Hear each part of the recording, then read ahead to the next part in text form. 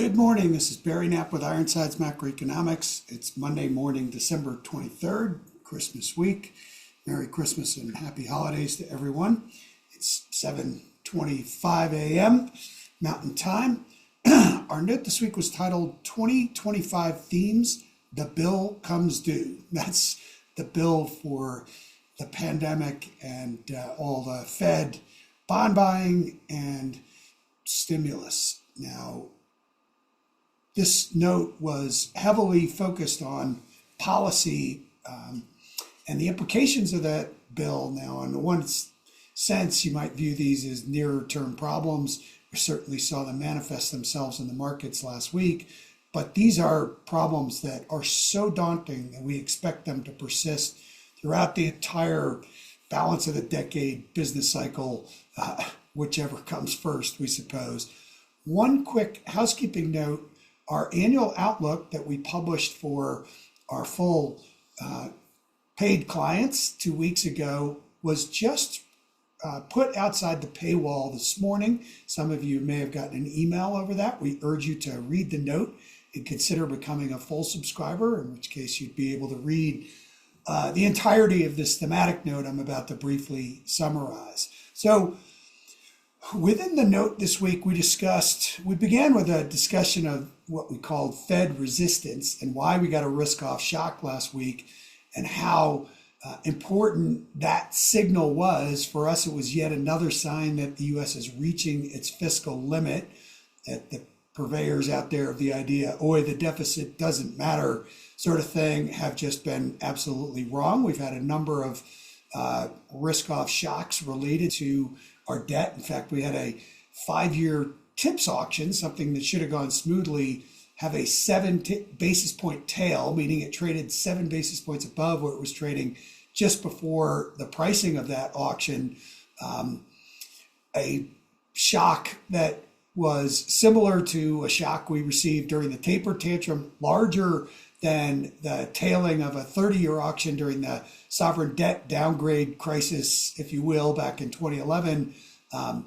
Not quite as large as a 13 basis point tail we received in October 2008, but a pretty big or poorly executed auction, nearly a failed one, and another sign that we are really reaching our fiscal limit.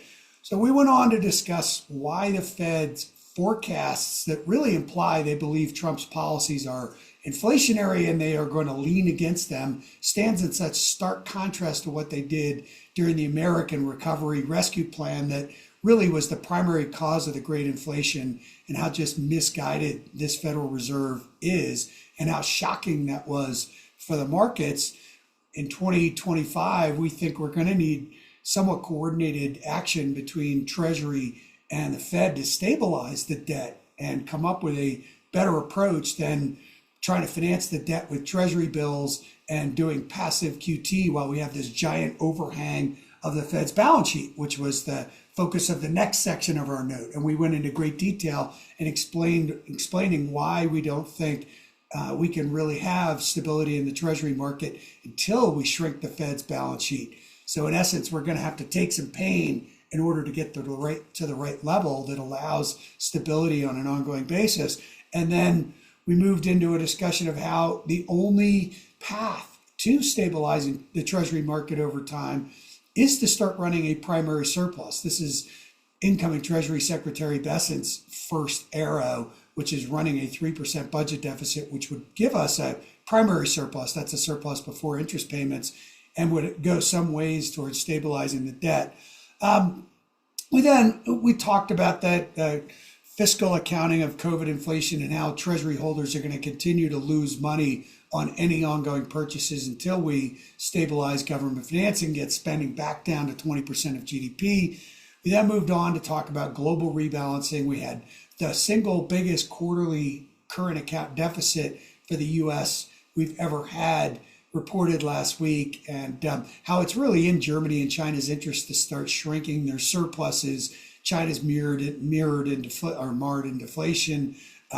Germany has just they're an economic basket case, and how this whole process we think is going to unfold over the years. And we then discussed the currency elements of it Interestingly, we cited a paper from Stephen Moran, A User's Guide to Restructuring the Global Trading System. We'd urge you all to go and read that because over the weekend it was announced that he is going to be head of the National Economic Council, so part of the trifecta of economic advisors to incoming President Trump. So we've liked his work for some time, and I think he's a really smart guy. So again, this was a pretty good appointment.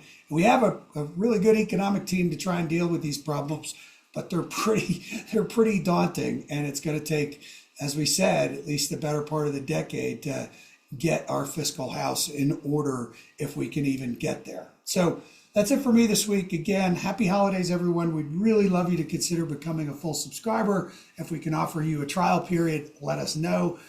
We're more than happy to do that. Barry Knapp from Ironsides. Have a good week, everyone. Thank you.